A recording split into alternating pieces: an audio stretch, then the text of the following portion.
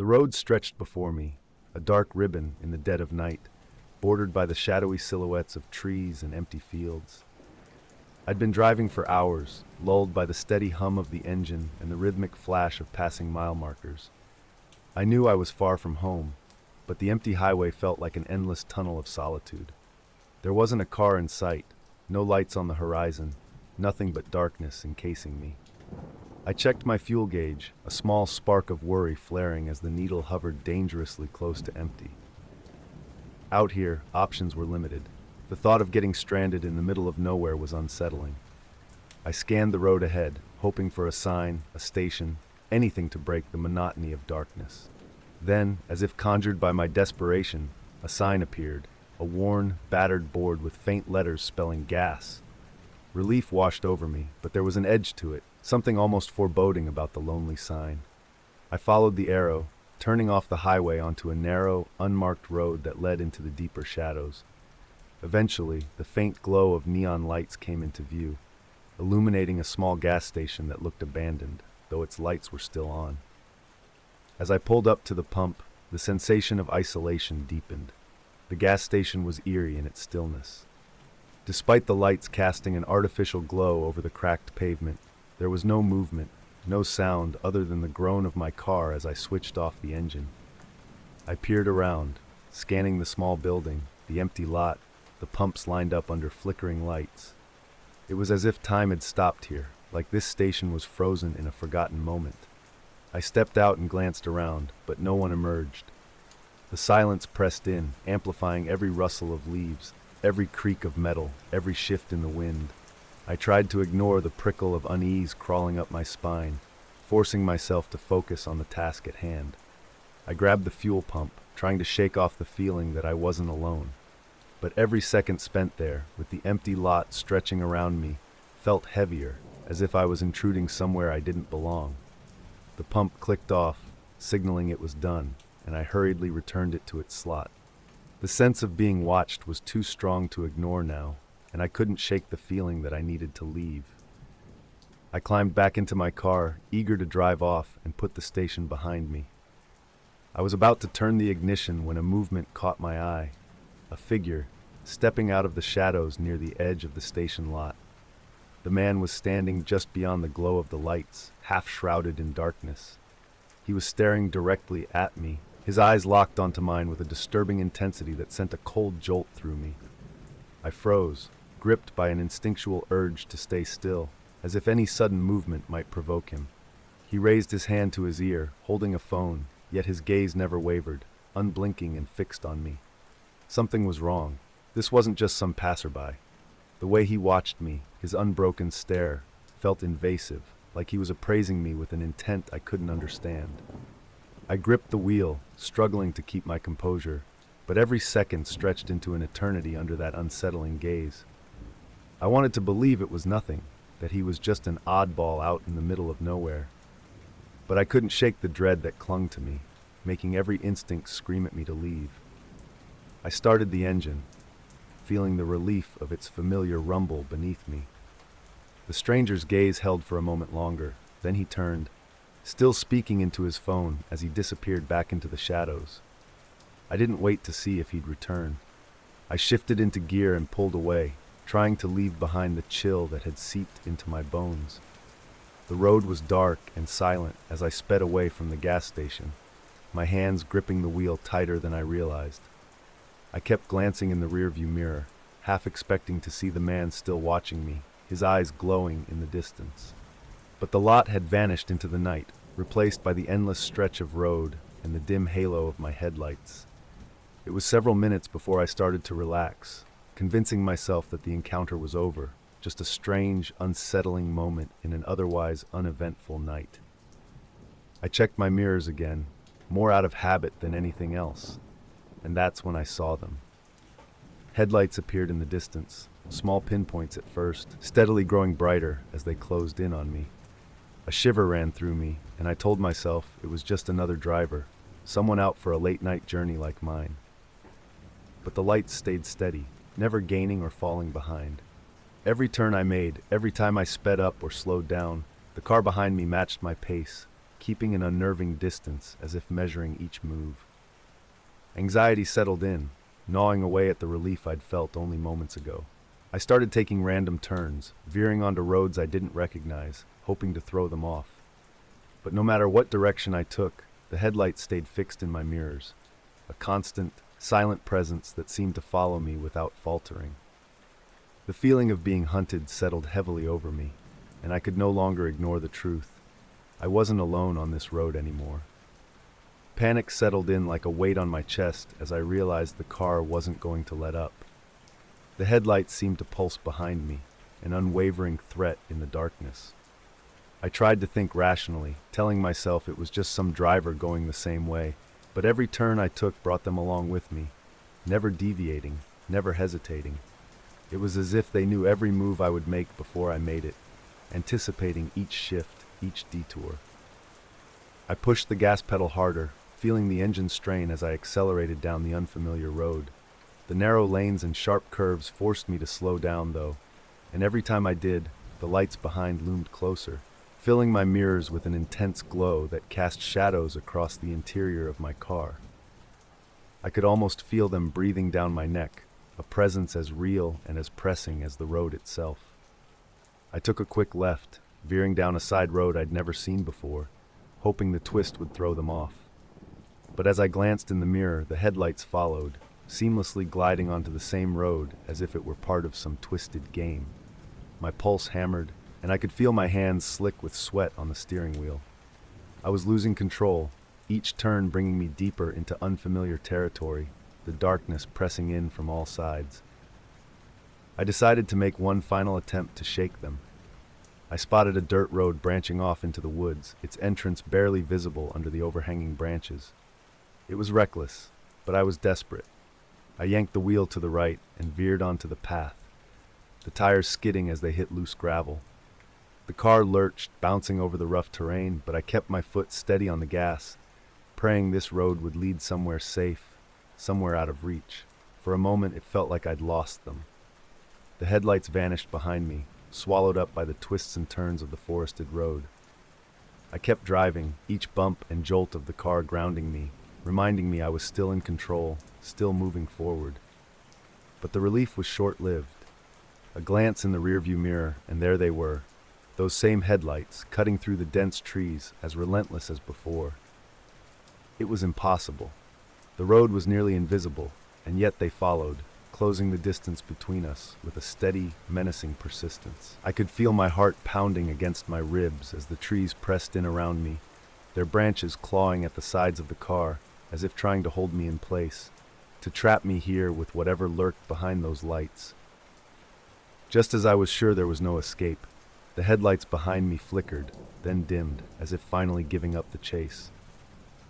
I slowed the car, watching in disbelief as the lights vanished around a bend in the road, swallowed by the darkness. Relief washed over me, but it felt hollow, like a thin veneer covering the fear that still twisted in my gut. I was alone again, but the memory of those lights lingered, a persistent reminder of the presence that had dogged me through the night.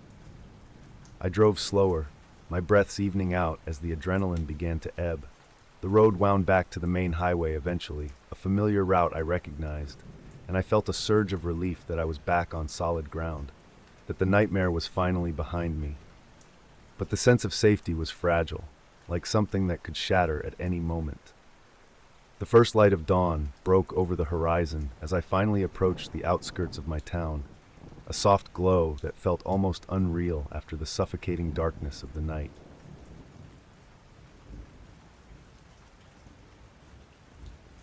Working the late shift at the small neighborhood store had always been quiet, almost peaceful in its routine. Most of the faces that came through were familiar, neighbors who would nod or chat briefly as they made their purchases.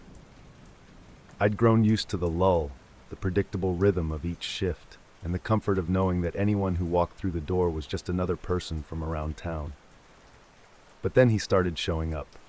He didn't blend into the background the way most customers did.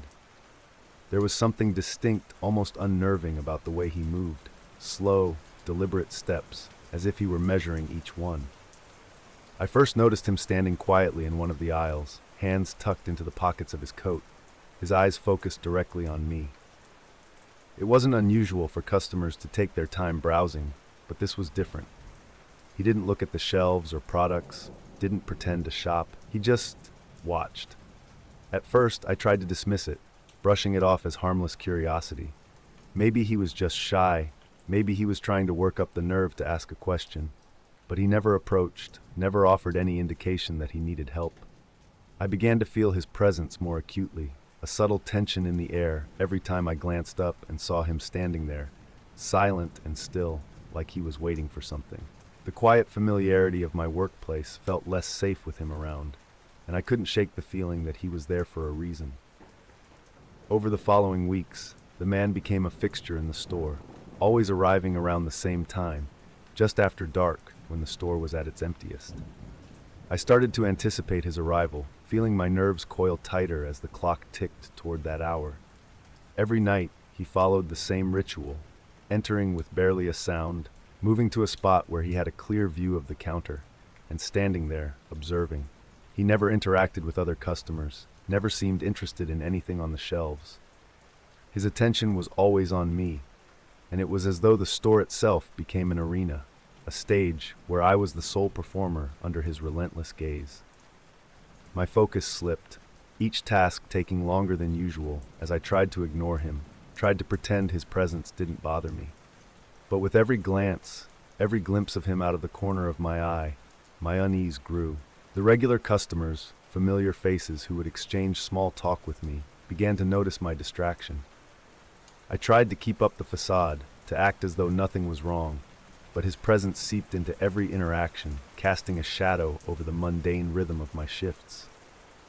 I found myself lingering at closing time, hoping he would leave first, giving me a few precious moments of solitude before I locked up. But he always waited, his silent attention never wavering. It was an ordinary night, no different from any other in recent memory, when I found the first note. I had been wiping down the counter, lost in my thoughts, trying to shake off the feeling that clung to me whenever he was around. As I reached for the edge of the counter, my hand brushed against a small piece of paper, tucked almost out of sight. I unfolded it, expecting some discarded receipt or shopping list. Instead, what I found was a short, handwritten message, scrawled in shaky, almost frantic letters. My name was at the top, followed by a strange phrase, "I see you even when you don't see me." The handwriting was barely legible, the letters jagged, as though written in a rush. My stomach tightened as I reread the message, trying to convince myself it was some sort of prank, an odd coincidence. But the words gnawed at me, each one etching itself into my mind. I scanned the store, half expecting to see him watching from his usual spot. But he was gone, leaving only the note as a silent reminder of his presence. My hands shook as I crumpled the paper, shoving it into my pocket. I told myself it was just a weird incident, something I could brush off, but deep down, I knew this was more than a simple prank. This was personal. The next few days passed in a blur of anxiety and dread. I began finding more notes, each one hidden in different places around the store. Tucked between shelves, left on the counter, slipped under the cash register. Each message was eerier than the last, vague phrases that seemed to hint at something only he knew. "You don't see everything," read one note. "I know where you go after you leave," read another. Every time I found one, a new wave of panic surged through me. These messages weren't random, they were directed at me, an invisible tether binding me to his silent presence. I tried to act as though everything was normal, forced a smile for customers, pretended I wasn't unraveling inside. But with each note, that act became harder to maintain. I felt exposed, as though every movement, every thought was under his scrutiny. Each shift felt longer, each minute stretching out as I waited, dreading his arrival and the possibility of yet another message. The notes chipped away at my sense of security, leaving me feeling like a stranger in my own workplace. My mind became a constant loop of fear and paranoia, each new shift another test of how much I could endure before breaking. After days of torment, the tension boiled over. I couldn't bear the sight of another note, the sense of intrusion intensifying each time I found my name scrawled across the paper. When he entered the store that evening, I felt my body stiffen, a mixture of fear and determination rising within me. I couldn't let him continue like this. I needed to confront him, to break this suffocating silence he'd wrapped around me. As he took his usual position by the shelves, his gaze settling on me with that familiar, invasive focus, I forced myself to approach him. Every step felt heavy, my hands trembling slightly as I stopped a few feet away. My voice, though small and strained, cut through the silence as I asked if he needed any help. He didn't respond, didn't even flinch. He simply looked at me, his eyes unwavering, holding a depth that felt almost inhuman. The blankness in his stare sent a chill down my spine, but I refused to back away. Seconds passed like hours as he held my gaze, the silence growing denser around us. Finally, without a word, he turned and left, his presence fading from the store. The relief was fleeting. In his absence, I felt no sense of closure, only the lingering unease of his gaze imprinted in my mind. I was left alone with that last silent interaction, a haunting, unfinished confrontation that offered no answers. Closing up that night, the silence felt different, heavier. As I swept the aisles and checked the shelves, my eyes kept darting around, expecting to find another note hidden somewhere, one last message to haunt me. But for the first time in days, there were no new messages. The store was as empty as it had ever been, and yet, I couldn't shake the feeling that he was still there, lurking in the shadows, his presence clinging to the walls like a stain. The silence outside was even thicker as I locked up and stepped onto the deserted street. A chill ran through me, the cold night air biting against my skin as I walked away from the store. I tried to tell myself it was over, that I'd confronted him, and that he would leave me alone. But as I made my way down the street, I noticed something out of place, a small piece of paper fluttering by the edge of the sidewalk. I didn't need to pick it up to know what it was. My heart pounded as I forced myself to keep walking, resisting the urge to look back. I could feel the weight of eyes on me, a sensation so intense it was almost tangible. Every step felt heavier, my pace quickening as the familiar streets twisted into unfamiliar territory. The lights seemed dimmer, the night colder, each sound amplified in the empty air around me. A few blocks from home, I heard it, the unmistakable sound of footsteps behind me, echoing in the quiet night. I turned, heart hammering in my chest, to see a figure in a hooded coat, walking with a slow, deliberate pace that quickened as I looked back. The dim streetlight cast a shadow over their face, but the posture, the movements were unmistakable. It was him. Panic surged through me, and I broke into a run, the pounding of my footsteps mixing with his as he matched my pace, closing the distance between us with every second. The streets blurred as I sprinted, adrenaline burning through my veins, urging me forward. I could hear him behind me, relentless, his footsteps heavy and unwavering. I didn't dare look back, focusing only on the path ahead, desperate to reach the safety of my door. I stumbled up the steps to my building, my hands shaking as I fumbled for my keys, feeling his presence drawing nearer, each second stretching like an eternity. The lock clicked, and I threw myself inside, slamming the door shut and securing every latch, every bolt, as quickly as my trembling hands would allow.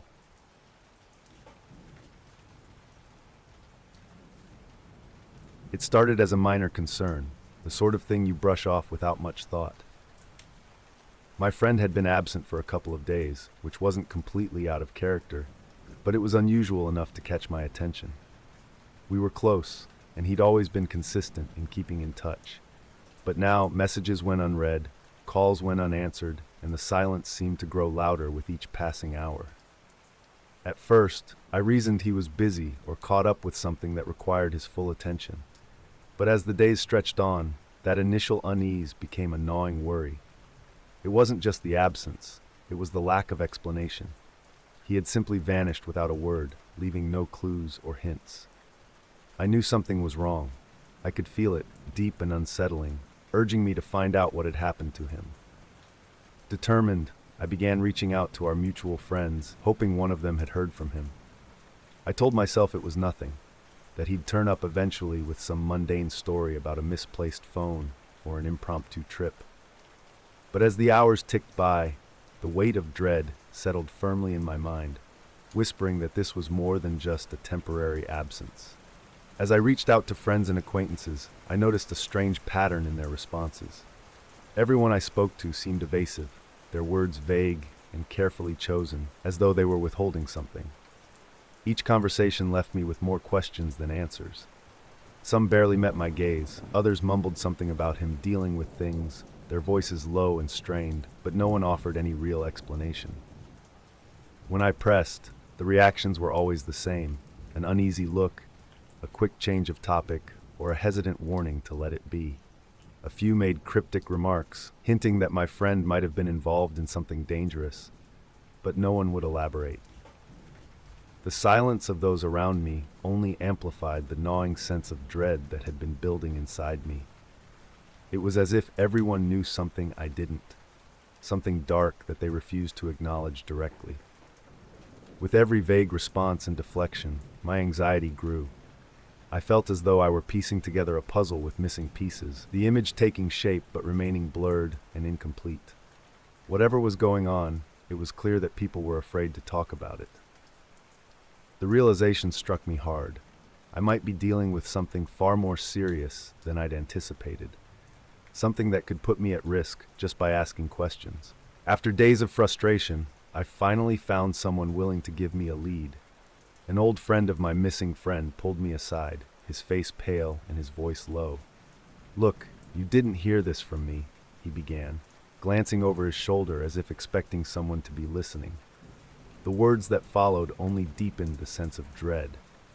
He explained that my friend had recently had a confrontation with a man from a notorious group in town, a group known for causing trouble, the kind of people who thrived in the shadows, their activities whispered about in warning rather than in detail. My friend, it seemed, had crossed a line, though the specifics were still murky. Something had happened between him and one of the men from this group, something that had left him rattled. My informant hesitated before giving me one last warning, his eyes filled with genuine fear. "They have a camp in the forest," he muttered.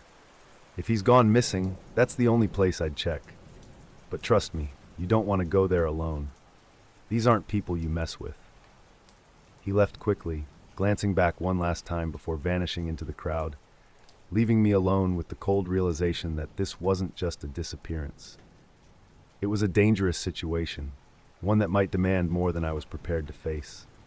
Despite the warnings, I couldn't just leave it alone. My friend was out there somewhere, maybe hurt or worse, and if he'd gotten involved with the wrong people, there was no telling what he was going through. So, with no one else willing to help, I set out alone, heading toward the forest that evening, my mind weighed down by uncertainty and fear. The forest was dense, the shadows long and oppressive, closing in around me with every step I took deeper into the unknown. The air was thick with tension, every sound amplified in the silence. Branches snapped underfoot, the leaves rustling as I pushed forward, the world around me alive with unseen movement. I tried to stay calm, but the dread was relentless, every sense on high alert, anticipating some hidden danger lurking just out of sight. I spotted faint signs of human activity, a broken branch, a footprint in the mud, confirming I was heading in the right direction. As I neared what I thought must be the campsite, the smell of smoke reached me, faint but unmistakable. Voices floated through the trees, low and indistinct, mingling with the sounds of the forest. I slowed my pace, staying in the shadows, unwilling to risk being seen. My heart raced, each step feeling heavier than the last, as I approached the edge of what felt like an invisible boundary between safety and danger. And that's when I heard it, a faint sound off to the side, something that pulled my attention away from the voices and stopped me in my tracks. The sound, a faint groan, echoed from a direction just off the main path. I hesitated, torn between the safety of remaining hidden and the urgency to investigate. The voices from the camp grew louder, punctuated by laughter and the crackle of a fire. But that groan, it sounded painfully familiar, laced with exhaustion and desperation. My heart hammered, and I made my decision. I turned away from the camp and moved toward the sound, stepping cautiously, careful not to alert anyone nearby. The forest seemed darker here, the branches above twisting together to block out what little light remained. My steps felt heavy, each movement deliberate as I followed the sound down a narrow trail that sloped toward a shallow stream. And then I saw him, my friend, lying near the water's edge, half hidden by the shadows of the trees. He was sprawled out, his face pale and bruised, a dark stain spreading across his shirt where he clutched his side. Relief and fear flooded through me in equal measure. I approached him slowly, half expecting someone else to be watching from the shadows, waiting for me to let my guard down. But no one came. I crouched down beside him, my voice barely a whisper as I reached out. His eyes opened, barely able to focus on me, but a flicker of recognition passed over his face. Weakly, he whispered, "We have to go, now." I helped him sit up, my eyes darting around the darkened forest, half expecting those voices from the camp to suddenly draw closer. His breathing was shallow, and I could see he was in bad shape. Scrapes and bruises covered his arms and face, and the wound on his side looked serious. I wanted to ask him what had happened, who had done this to him, but there was no time. He struggled to his feet with my support, each movement causing him to wince in pain. He leaned heavily against me as we began moving away from the stream, his voice barely audible as he muttered warnings, telling me we needed to stay quiet to avoid the paths. "They're looking, won't stop," he mumbled, glancing nervously over his shoulder as if expecting someone to emerge from the trees at any moment. Every instinct screamed at me to move faster, but his injuries slowed us down. We pushed forward, each step feeling like a step closer to safety, but the fear of being caught lingered, pressing down on me with every crunch of leaves and every snap of a twig underfoot. I could feel the weight of his fear, the desperation in his grip as he clung to me, and I knew that whatever he'd been through had left a mark that wouldn't easily fade. The forest around us felt alive with hidden threats, every rustling leaf and distant sound magnified in the silence. I kept a steady pace, supporting him as we navigated the uneven ground, my own fear mounting with each step. It felt as though we were being followed, as though the shadows themselves were watching, waiting for us to make a wrong move. At one point, I heard the faint sound of voices in the distance, muffled but drawing closer. My friend tensed, pulling me down into the underbrush, both of us holding our breath as the voices passed, too close for comfort. I could feel his heartbeat through his grip on my arm, each beat a reminder of how close we were to being discovered. Once the voices faded, we continued, our steps cautious but quick. My friend's strength was waning, his injuries taking a toll, but he pressed on, his determination matching my own. Every now and then he'd glance back, his face etched with a mixture of fear and defiance. We were close now, the edge of the forest just visible through the thinning trees. Relief mixed with anxiety, the safety of open ground within reach, yet tainted by the knowledge of what we were leaving behind. Finally, we emerged from the forest, the sight of open ground and familiar streets filling me with a sense of relief that was almost overwhelming. My friend staggered beside me, barely able to keep his balance, his face pale and drained. I led him to my car, helping him into the passenger seat, before driving him to get medical attention, the weight of everything we'd just endured pressing down on me in the silence. As he received treatment, he shared only fragments of what had happened, his voice quiet and strained. He told me about the confrontation with the man from the group, about how things had escalated in ways he hadn't anticipated. He'd been taken to the camp, threatened, hurt, warnings of what would happen if he spoke out, if he tried to fight back. He'd escaped by sheer luck, managing to get as far as the stream before collapsing.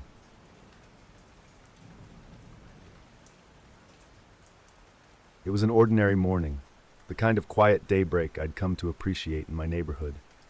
The air was crisp, a thin veil of morning mist hanging low across the lawns, and there was a hushed silence that felt peaceful, comforting.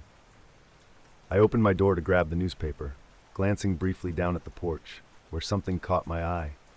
A small, unassuming set of keys lying just to the side of the doormat. The keys looked like they'd been there for some time, nestled in a way that made them appear almost intentional. I hesitated, feeling a strange curiosity tugging at me, but dismissed it. Perhaps someone from the neighborhood had dropped them while passing by or during a late-night stroll. No big deal, I thought. I bent down, picked them up, and examined the keys more closely. They were plain, worn from use, with no identifying marks, no tags, and no distinguishing colors. They looked oddly familiar in a way I couldn't quite place, though I brushed it off. Rather than keep them, I decided to leave the keys on a small table by the door. Maybe someone would recognize them, or I'd figure out where they came from soon enough. With that settled, I let the keys slip from my mind, going about my usual morning routine, unaware that this small discovery would soon unravel everything I knew about feeling safe in my own home. Over the next couple of days, I tried to forget about the keys. They sat quietly on the little table by the door, where I had left them, catching the occasional glint of sunlight streaming in from the window. But each time I passed them, I felt a growing urge to examine them, a pull that seemed to intensify with each day. I told myself it was just curiosity, harmless and insignificant, but there was a slight disquiet simmering beneath the surface. Despite my efforts to ignore them, the keys remained a persistent presence. The more I saw them, the more I wondered, who would leave them there, and why? Perhaps a neighbor had left them on my porch for safekeeping, assuming I would recognize them, but that felt improbable. No one had mentioned missing keys, and none of my immediate neighbors seemed the type to leave something so personal lying about without notice. Each night I felt a stronger pull toward them. The questions buzzed quietly in my mind as I lay in bed, trying to ignore the slight sense of intrusion the keys represented. Was someone expecting me to use them? The thought slipped through my mind, uninvited, and I found myself shivering slightly at the notion that there could be intention behind their presence. Finally, curiosity got the better of me. I decided to test them, to put the mystery to rest. I told myself it was a simple, rational choice, just to confirm they weren't for my door. Nothing more. The next morning, with the house silent around me, I picked up the keys, feeling their weight settle into my palm. I walked to the front door, holding my breath as I inserted the first key, expecting it to stick or resist in some way. But it didn't. The key slid in smoothly, the lock turning with an unsettling ease. I felt a prickling at the back of my neck. Determined not to let my nerves get the better of me, I tried the second key on the side door. Again, it fit perfectly, and the lock clicked open without so much as a hitch.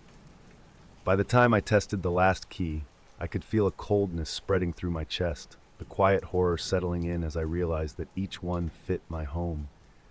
The realization crashed down on me, a sharp, dizzying awareness that someone out there, someone who knew this house well enough, had created these duplicates. And not only that, but they deliberately left them on my porch. I stood there, the keys heavy in my hand, feeling exposed and vulnerable in a way I'd never felt before. My home had always been my sanctuary, a place where I could retreat from the world. But now, with these keys in my hand, I felt as if a line had been crossed. Someone, somewhere, had access to my space, and they'd left a reminder that they could enter whenever they chose. That night, my home felt different, altered. Shadows seemed darker, lingering in corners as though they held secrets, and every noise was amplified, reverberating through the quiet.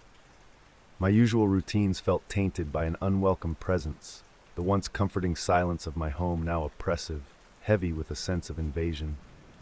I went about my evening with caution, moving through the house slowly, the keys weighing on my mind.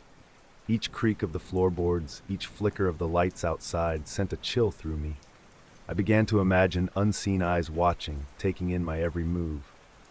I checked the locks repeatedly, testing each one with unnecessary thoroughness, as though reassuring myself that they still held. Yet with each test, the same thought haunted me. Someone else has these keys too. I found myself growing suspicious of every person I passed, each neighbor, each stranger on the street. Could it be one of them? Someone who'd watched me, studied me, taken the time to make exact duplicates of my keys? Every passerby felt like a potential intruder, someone who'd invaded my life in ways I couldn't begin to understand. The unease settled deeper, becoming part of my daily existence, leaving me wary, paranoid, and utterly alone with a secret no one else could see or share. Paranoia seeped into my daily life, a subtle but persistent presence that began to shape everything I did. I found myself checking my locks with obsessive regularity, testing windows to ensure they were shut tight, pulling the blinds closed at odd hours just to block out the world. Every routine shifted, subtle changes that made me feel slightly more secure, though I couldn't shake the sense that it was all futile. Whoever left the keys could enter whenever they wanted. They'd already proven that. I avoided certain parts of the house, finding comfort only in the smallest, most familiar corners. The kitchen, the front hallway, even the living room felt different now. I couldn't quite explain it, but it was as though the house itself sensed the intrusion, each room carrying a residual chill. I began spending more time outside, often without a destination, wandering aimlessly to escape the confines of what was supposed to be my safe space. Yet, the paranoia followed me, gnawing away quietly, reminding me that the keys were only a symbol of something much larger and far more sinister. As days passed, the fear grew into a fixation. Every time I left my home, I wondered if I'd find signs that someone had entered while I was gone. It wasn't long before I began catching myself thinking irrational thoughts, wondering if I'd left certain things out of place, questioning if I was misremembering small details. Slowly, I began to doubt my own senses, trapped between fear and the uneasy knowledge that I'd never be entirely sure of what was real. One night, as I lay in bed trying to ignore the restless feeling that had become all too familiar, I heard a faint noise from somewhere within the house. It was a soft, deliberate sound, a creak of wood, a nearly inaudible shift in the quiet. My heart thudded in my chest, each beat growing louder as I strained to listen, every nerve alert and tense. I told myself it was just the house settling, the natural noises of an old building. But as I lay there, holding my breath, the noise came again, closer this time, a soft, shuffling sound that seemed to echo through the silence. I could feel my skin prickling, my hands clenching around the sheets as I forced myself to stay still, trying to assess where the sound was coming from. It felt like a violation, a deliberate reminder that I was no longer alone in this space. When the noises subsided, I finally crept out of bed, moving as quietly as I could, checking each room, each corner, each shadow. Everything appeared in place, nothing visibly disturbed, yet I could still feel a presence, something lingering just beyond my understanding. By the time dawn approached, I was exhausted, but sleep was out of the question. The fear had rooted itself deeply, a permanent fixture that wouldn't let me rest. After another restless night, I knew I couldn't continue like this. I needed answers, something tangible to explain why someone would leave a set of my own keys on my porch. Determined, I searched the house from top to bottom, looking for any clue, any sign that might point to an explanation. It felt ridiculous, yet I was beyond caring about rationality. I needed to know. In my search, I found something odd, something that stopped me cold. Hidden in a small nook beneath the floorboards in my bedroom was a single worn photograph of my house, taken from the outside at an angle that showed the interior lights glowing faintly. The image sent a shock through me. Someone had been watching my home, documenting it, capturing it as though it was theirs to observe. There was no other explanation.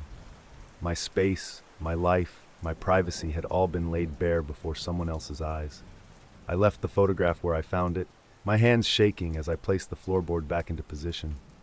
The reality of what I'd uncovered was too much to process, yet it was undeniable. Someone was watching me, and they had gone to great lengths to let me know. It wasn't just an intrusion. It was a message, a reminder that I was under surveillance, a pawn in someone else's unseen game. The next night, I couldn't sleep. I lay in bed, every sense alert, listening to the silence as though expecting something to happen. Hours passed in that tense, heavy quiet until, at some indeterminate hour, I heard it, a single, sharp creak outside my bedroom door. The sound was deliberate, as though someone wanted me to hear it. Every muscle in my body tensed, a surge of cold fear coursing through me. I didn't dare move, didn't dare breathe, waiting for something else, a footstep, a knock, anything to confirm my worst fears. But no further sound came. The silence returned, thick and oppressive, but I knew, deep down, that I couldn't stay in this house any longer. Whoever had left the keys had made their point. I wasn't safe here. Without a second thought, I packed a small bag, grabbing my essentials and leaving as quickly as I could.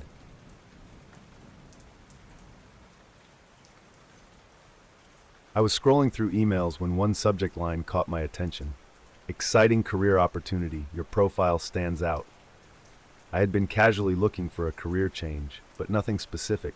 So this message came as a bit of a surprise. It was from a recruiter, someone I hadn't connected with before, but the email sounded genuine and highly personalized, mentioning specific skills and experiences from my online profile. Intrigued, I decided to respond, asking for more details about the position. The recruiter, Alex, responded quickly, explaining that it was a rare opportunity, something that only the right person would understand the value of. I sensed a bit of flattery in the way he phrased things, as if I were part of a selective group. Even so, the job description was oddly vague. Alex kept using phrases like exponential growth and tailored to your unique talents, which should have been a red flag, but instead, it fueled my curiosity.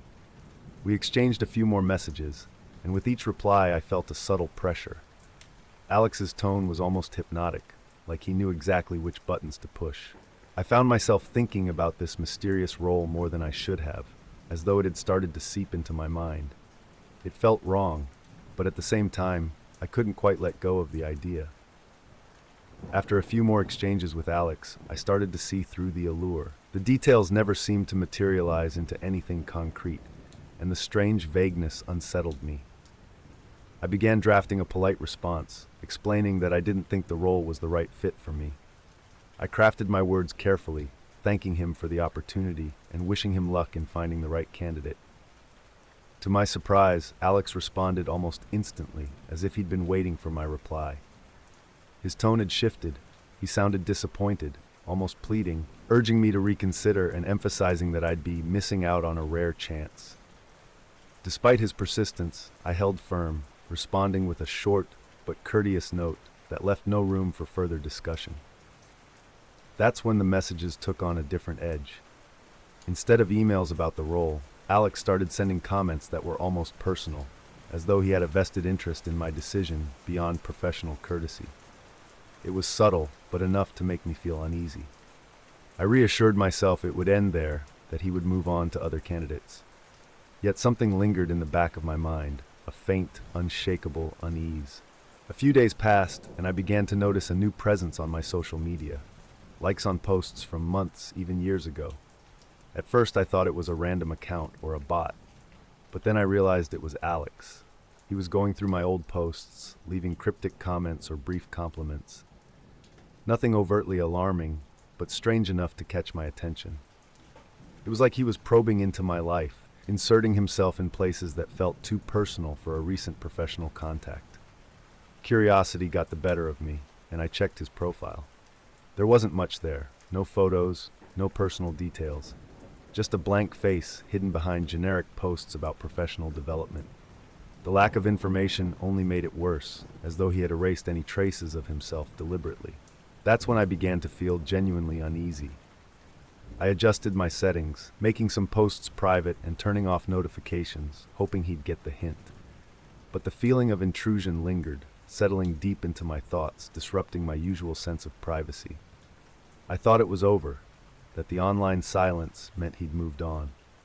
But one afternoon, while grabbing coffee at a place I frequented, I noticed a familiar figure sitting across the cafe. He was facing me, just watching. At first, I didn't recognize him, but as I stood in line, waiting for my order, his face became clearer. It was Alex. I convinced myself it was coincidence. Maybe he happened to be nearby. But a few days later, he was there again, this time at my gym. Standing by the entrance, watching as I walked in, I felt a knot tighten in my stomach, the discomfort spreading through me as I tried to ignore his gaze. After that, I started seeing him more often, at my favorite park, outside the store where I shopped. He was always at a distance, never approaching, but he was there, like a shadow I couldn't shake. I began adjusting my routines, switching up my schedules, avoiding certain places altogether, hoping to break whatever strange pattern he seemed to be following. But no matter where I went, he always seemed one step behind. Each sighting felt more invasive, as if he had started weaving himself into the fabric of my daily life. The normalcy of my routines was dissolving, replaced by an awareness of his quiet, persistent presence. The attempts to avoid Alex seemed futile. My altered routines did nothing to deter him. He just adapted, as though he'd anticipated each change before I even made it. His messages resumed, becoming more personal, hinting at an understanding of my daily patterns that was disturbing in its accuracy. Every notification on my phone sent a surge of dread through me, each message a reminder that he was still watching, tracking me in ways I couldn't comprehend. The messages had changed, too. Now, instead of asking about my interest in the job, he'd make offhand comments about places I'd been, things I'd done. "Hope you enjoyed your coffee this morning," he'd write. Or, "Good workout yesterday?" These messages made it impossible to dismiss his presence as a mere coincidence. I was being watched, and he wanted me to know it. Fear became my constant companion, gripping me tightly in every moment of my day. I felt trapped, unable to escape his eyes no matter what I did. I thought about blocking him, reporting him, even going to the authorities. But each time I hesitated. It felt absurd, even paranoid, like I was overreacting. What if they didn't believe me? What if he found out and retaliated? The possibilities only fueled my sense of isolation, reinforcing the feeling that I was completely alone in dealing with this.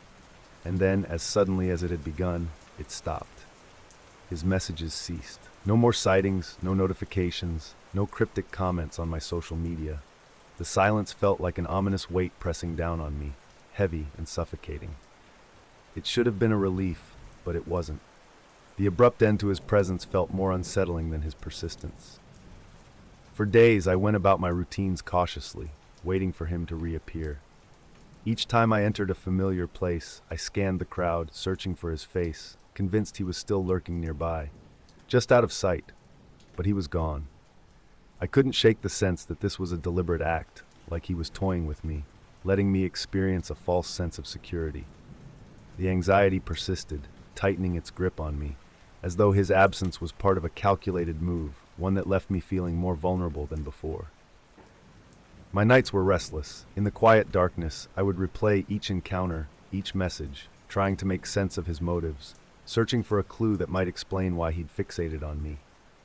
But no answer emerged, only a deepening dread that maybe he was still there, waiting, watching from a distance, planning his next move. Time passed, and Alex didn't reappear, but the fear he'd planted in me took root, refusing to let go. I tried to return to my routines, reclaiming some semblance of normalcy, but the paranoia lingered, shaping my every action. Even the most mundane activities felt tainted. A simple grocery run felt like a calculated risk, each passerby a potential threat. I couldn't escape the feeling that he was still out there observing me from somewhere beyond my sight. Conversations with friends and colleagues became difficult. I couldn't share what had happened. I barely understood it myself. The words sounded hollow in my head, and I knew they'd sound absurd if I tried to explain. Who would believe that a simple recruiter had turned my life into a living nightmare? So I stayed silent, carrying the weight of it alone, my mind circling endlessly around the question of why he had fixated on me. In time, the sightings and the messages faded into memory, but the impact remained. I became cautious, guarded, never fully letting my guard down. I'd catch myself glancing over my shoulder, scanning the faces of strangers, always looking for that familiar face, half expecting him to be there, a ghost haunting the edges of my life.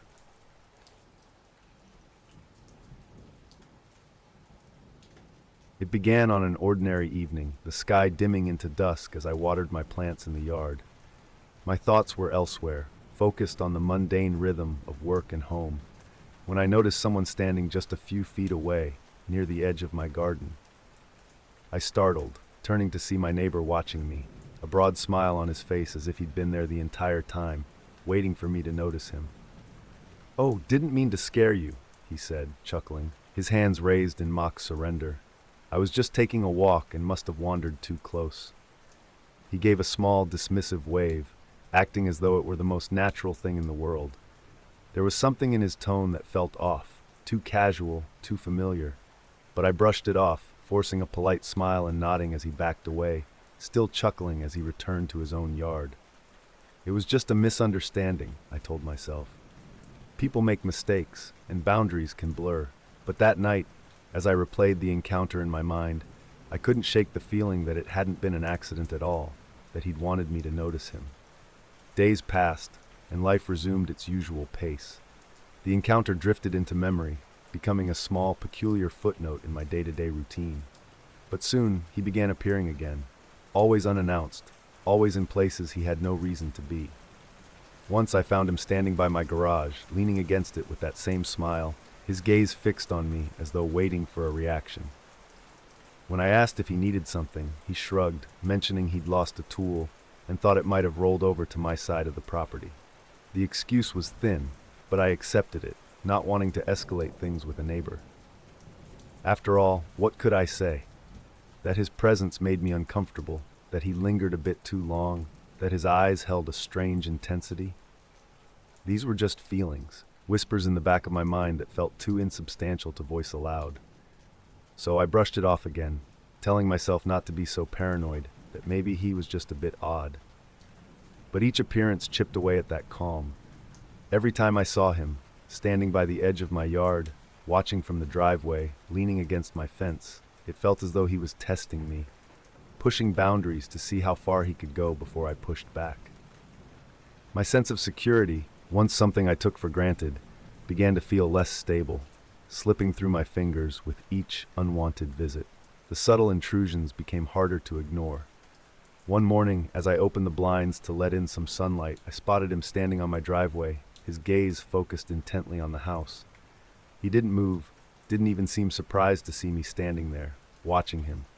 He simply offered a small nod, a faint, unsettling smile curling on his lips. I felt a surge of irritation, mixed with something darker, something I couldn't quite name. I opened the door and stepped outside, determined to address this once and for all. My words came out sharper than I intended as I asked if he needed help or if there was a reason he was here. His response was as unnerving as it was dismissive, a soft chuckle and a vague remark about just admiring the neighborhood. With a slow, almost deliberate movement, he turned and walked back to his own property, glancing over his shoulder one last time. I watched him leave, anger simmering beneath my skin.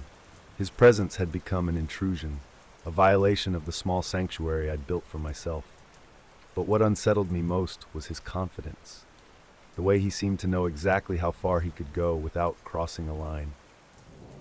I returned inside, my mind buzzing with unease, each interaction leaving me more unnerved than the last. It was nearing dusk when I returned home one evening, feeling the fatigue of the day settle over me as I unlocked the door. My thoughts were on dinner, on unwinding after a long day, when I glanced up and froze. There, on my balcony, was my neighbor, leaning against the railing as if he belonged there. My heart lurched as I tried to process the sight. My private space, my sanctuary, invaded without any warning. "What are you doing up there?" I called, my voice sharper than I'd intended, the anger unmistakable. He turned, an expression of feigned surprise on his face, as though he hadn't expected me to mind. With a casual shrug, he explained that he'd wanted to leave me a note, but seeing I wasn't home, he'd decided to wait. His words were smooth, practiced, as if rehearsed, but there was an underlying smugness that sent a chill down my spine. I told him firmly to leave my property and to stop coming onto my balcony without permission. He held my gaze for a moment, his eyes narrowed, a faint smile lingering, before nodding and descending the steps without a word. I stood in my empty living room, feeling the silence press in around me as I tried to shake the violation of that moment. He had been in my space, a place where he had no right to be. I couldn't dismiss it anymore. His behavior had crossed the line from odd to intrusive, and I realized, with a sickening certainty, that he wasn't just a harmless neighbor. I locked the doors that night with a sense of finality, as if I were drawing a line in the sand, even as I wondered if it would be enough. The unease simmered for days, a constant, pulsing tension that seemed to hang in the air even when he wasn't around. Every sound, every shadow seemed amplified, a reminder of how vulnerable I was in my own home. I told myself I was being paranoid, that I couldn't let his strange behavior dominate my thoughts.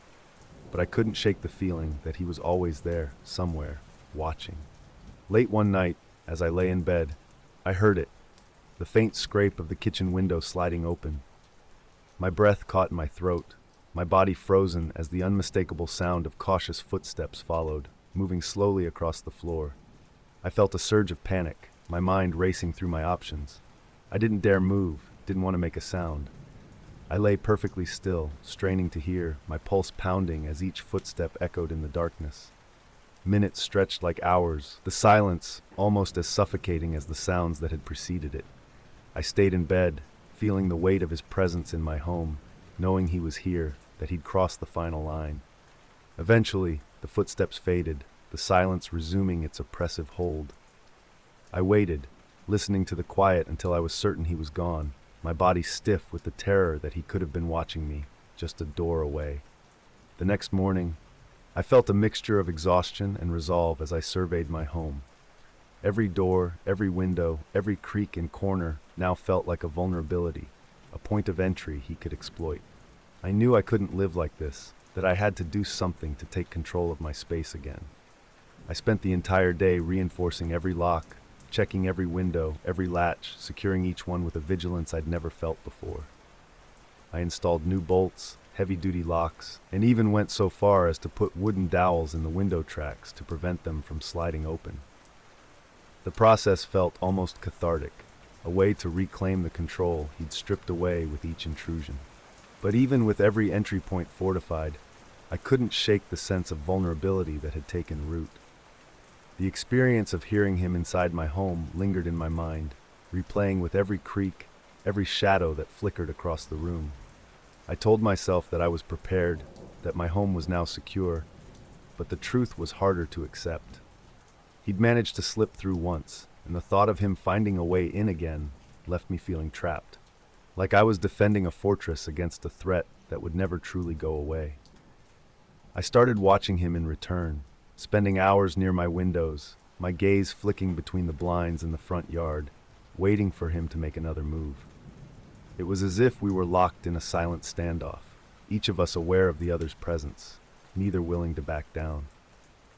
I noticed him from time to time, standing just at the edge of his property, his gaze fixed on my house, a knowing look in his eyes as though he were daring me to react. Every time I caught sight of him, that same familiar dread crept over me, a dark cloud that settled heavily in my chest.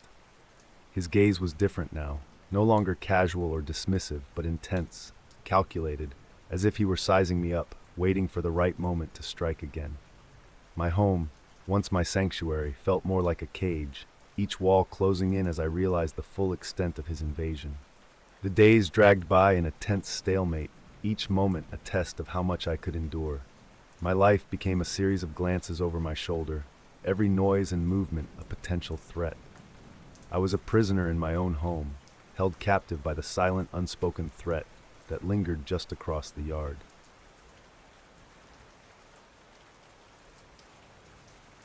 The countryside Airbnb looked just as charming as the photos had promised. After days of traveling, the sight of the cozy, well-kept cottage tucked among fields and rolling hills brought an immediate sense of calm. I was greeted at the door by the host, a warm, smiling figure who seemed genuinely pleased to see me. His hospitality was evident from the start, a pleasant change from the impersonal check-ins I was used to. He carried my bags inside, pointed out every amenity with enthusiasm, and even left me a small basket of homemade treats by the fireplace. It was almost too perfect.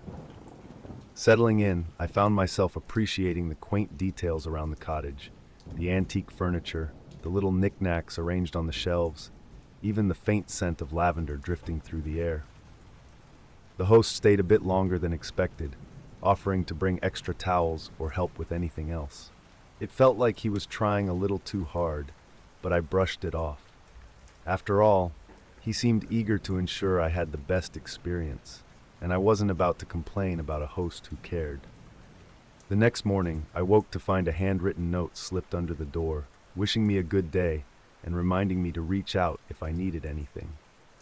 It was a thoughtful touch, though the idea of him coming right up to my door while I slept left me feeling slightly uneasy. The host showed up again around mid-morning, unannounced, just as I was enjoying my coffee on the porch. He brought fresh fruit from his garden, insisting I try it. I thanked him, trying to mask my discomfort at his sudden appearance. Throughout the day, he continued to pop up, offering to bring me extra blankets, checking if I had everything I needed. He seemed to always be nearby, watching, waiting for the slightest sign that I might need assistance. While I'd initially appreciated his attentiveness, It was starting to feel intrusive, breaking the sense of solitude I'd come here to enjoy. I tried to set boundaries, politely thanking him and saying I was set for the day, but his persistence was unnerving, an invisible presence always lurking around, ready to reappear. As the days passed, I couldn't shake the feeling that something was off. Small details around the cottage began to unsettle me, objects not quite where I remembered leaving them, personal items that seemed slightly out of place. Once I came back to find a glass I'd left in the kitchen mysteriously back in the cabinet. I told myself it was nothing, that maybe I'd simply forgotten, but the unease grew with each passing day. At night, the feeling intensified. I'd catch glimpses of strange reflections on surfaces, faint flashes that would disappear the moment I looked directly at them. I started feeling watched, the shadows in the room taking on an unsettling quality, like someone's gaze was following me from just outside my line of sight. I tried to ignore it, to convince myself it was my imagination, but the constant feeling of being observed gnawed at my nerves, chipping away at the peace I'd hoped to find here. One evening, as I adjusted a lamp beside the bed, something caught my eye. A small, dark dot tucked just out of sight behind the lamp's shade. At first, I didn't believe it. I leaned closer, my pulse quickening as I realized what I was looking at. It was a camera, a tiny lens hidden behind the lamp, angled directly at the bed. My mind raced, denial and horror crashing together as I began searching the room, feeling as though the walls themselves were closing in on me. With each search, I found more, small cameras discreetly placed behind picture frames, tucked into shelves, hidden in the most unexpected corners. The realization struck me hard. I'd been watched the entire time. My every move, every moment had been under surveillance, all without my knowledge or consent. A wave of anger and nausea rose within me. This wasn't just an invasion of privacy. It was a violation, a betrayal of the safe, comfortable space I thought I'd rented. I knew I had to confront the host, but the thought of facing him now filled me with a deeper sense of dread. With a mix of anger and dread, I confronted the host the next morning. I barely slept, my mind replaying the discovery of those hidden cameras, each one feeling like an assault on my privacy. When I finally faced him, he greeted me with that same overly friendly smile, as though nothing had changed. I cut straight to the point, demanding an explanation, my voice shaking with the anger I could no longer contain. He looked surprised at first, his smile fading into a look of confusion as he tried to feign innocence. He claimed the cameras were for security, saying they were just a precaution, and insisting they were left over from the previous owner. His tone was so nonchalant, as though he expected me to accept this flimsy excuse without question. But as I pressed him, demanding to know why they were hidden so carefully, his demeanor shifted. His expression hardened, a cold defensiveness replacing the friendly mask he'd worn since my arrival. I could feel the air between us growing tense, his eyes narrowing as he muttered about keeping guests safe and watching over the property. His words felt like a veiled threat, a reminder that he had been watching and that he still held control over this place. I knew then that I couldn't stay another moment, that whatever twisted justification he had, I was not safe here. As soon as our tense exchange ended, I returned to the cottage, the feeling of his gaze still heavy on me. I packed my belongings in haste, my hands shaking with a combination of fear and adrenaline. Every sound outside, every creak of the floor, felt amplified, reminding me that he could appear at any moment. I couldn't rid myself of the feeling that he was nearby, lurking just outside, watching my every movement. I moved quickly, my mind focused solely on getting out. The once charming cottage now felt like a cage, each room a reminder of how closely I'd been monitored. Even as I gathered my things, I could feel the presence of those hidden cameras, silent witnesses to my panic. The weight of his surveillance pressed down on me, intensifying my urgency to leave. As I zipped up my bag, I took one last look around, a bitter anger settling in as I realized that every memory of this place had been tainted by his disturbing intrusion. As I stepped outside, my heart raced, half expecting to see him waiting, blocking my path, but he wasn't there, only the empty driveway stretching toward freedom. I moved quickly, my bag clutched tightly, eyes darting toward every shadow.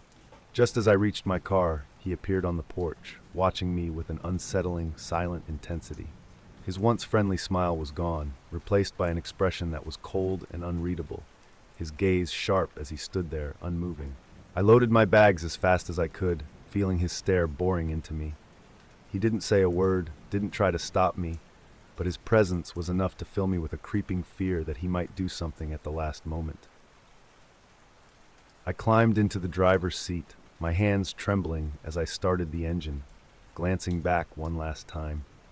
He was still standing there, watching from the doorway, his figure dark and still against the morning light.